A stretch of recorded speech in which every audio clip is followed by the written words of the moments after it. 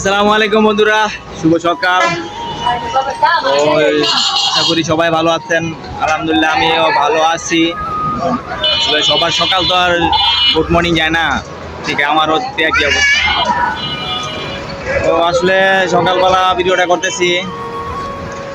এই দেখতে পাচ্ছি টাকাটা, এখানে লেখা আছে 500 টাকা। নতুন সরকারের জুলাইয়ের সরকার, যে সরকারি অনুষ্ঠান। আসলে সবাই জানেন আমার বিকাশের দোকান, বিকাশ ফ্লেক্সিলোড সিম বিক্রি করি। তো এই যে আমার অবস্থা দেখেন, এই হচ্ছে আমার দোকান। তো গতকালকে একটা বিষয় হচ্ছে, একজনে বিকাশ করে গেছে, তো ওই টাকাটা দিয়ে গেছে আমার। টাকাটা অরিজিনালি জাল, তখন হয়তো লোক বেশি ছিল, টাকাটা ভালো করে চেক করা হয় নাই, যে কোনো কারণে বলবো সুতরাং হয়েছে। কিন্তু ওনায় তো জানে টাকাটা জাল, ওনায় আমার দিয়ে গেল 500 টাকা। আমার হাজিরা এমন দিন আছে হয় না।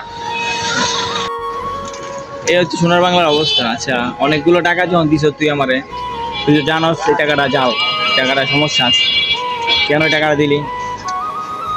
এটা আমার রিজিক ব্যবসা, যদি তুই যাই না ওই জায়গায় ক্ষতিটা করলি আমার, এটার জন্য কার?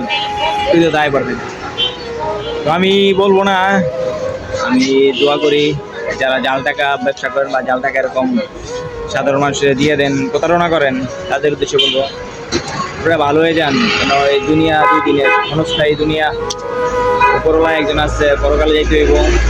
আজকে হয়তো বা 500 টাকা দিয়ে আপনি কি বাজার করে খাইতে পারেন, 2 কেজি মাছ কিনতে পারবেন। এই তো আমার তো পুরো সাদা এনে দিনের কষ্টটা শেষ করলে টাকাটা জানি চালাইতে পারবো না, চালানো সম্ভব না। আমি চালাই দিব, হ্যাঁ তো এই টাকাটা বিকল্প পদ্ধতি অচল করে হয়তো পালাই দিতে পারবো, মানি ব্যাগে চিবাই রাখতে হইব, যাতে সবার সতর্ক করে দিব এই টাকা, জাল টাকা চিনার জন্য। ভালো থাকবেন সবাই।